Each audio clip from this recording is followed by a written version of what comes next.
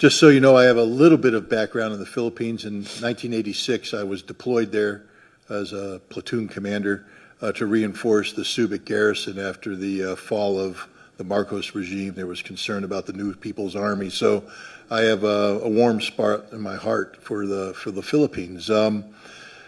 Let's build upon what Colonel Wilkerson had said earlier. The United States is incapable of fighting a sustained conflict against a peer-level force. The United States cannot fight and engage China and win.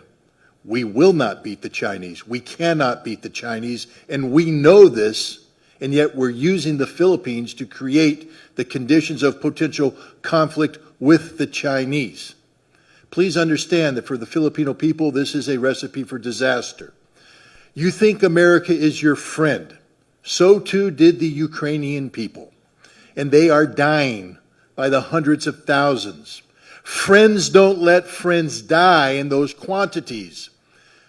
The Ukrainians have been displaced by the tens of millions. Friends don't let friends have their cities destroyed in this manner. Friends don't let friends have families separated, have mothers and children destined to a life of refugee status in perpetual poverty. That's not how friends behave. America has never been the friend of the Ukrainians, and we are not the friends of the Filipinos. We don't like you.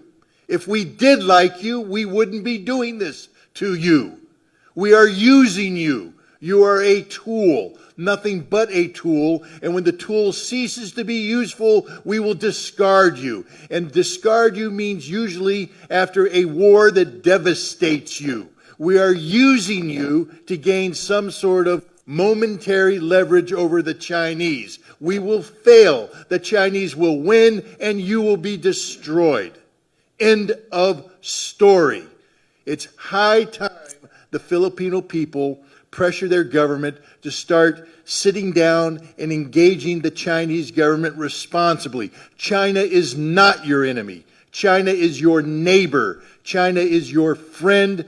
China doesn't want war. And if you would engage China in diplomacy, and as we've all indicated here, America has long since lost the skill set necessary to carry out diplomacy, but the Philippine people can reignite this, to relearn it, to use this skill to prevent a war. But if you continue to behave as colonial subjects, and I know that's a sore subject in the Philippines, because you were the colonial subjects of America. We still view you as our colonial subjects.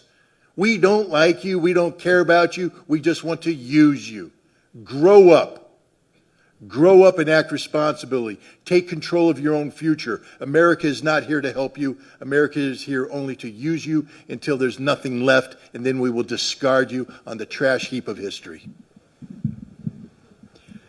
I must tell you, I spent a lot of time in the Philippines and came in off the carrier Iwo Jima, the Valley Forge, the Guadalcanal, and both Scott would agree with me. Americans have a tremendous love for the Filipino people. I would say two of my very, very closest friends are from the Philippines. And we really wish very much that you were not in this posture. But I think it's very important for the Philippines to be clear-eyed in what's going on and not to be led down the path by